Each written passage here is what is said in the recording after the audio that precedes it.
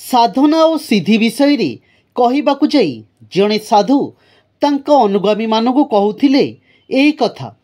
थरे जणे परिचारक को राजा आदेश बंदी करागला, किंतु कथा हैला सेही परिचारक राजा बहुत सेवा करुथिला एवं एभली एक अभियोग आसिला जे ताको बंदी करिवार आदेश देवाकू राजा बाध्य हेले।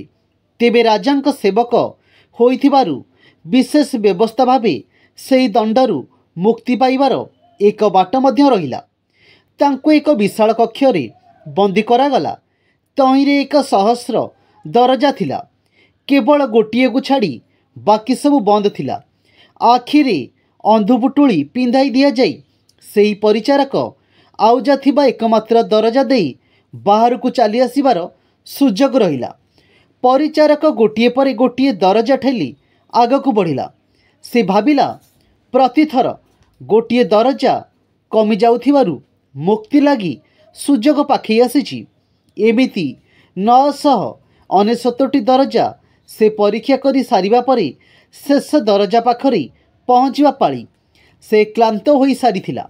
एभली समय रे ता नाक उपरे माछीटीए बसिला। से अन्यमनस्क होई माछीटी को घौड़ाई देई आगेई गला बेले अंतिम दरजाटी को छाड़ीगला। एबे से जेउ दरजा पाखरे पहुँचला ता बंद थिला।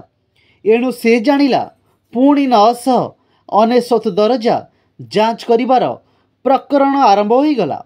यह ताकू म्रियमाण करदेला।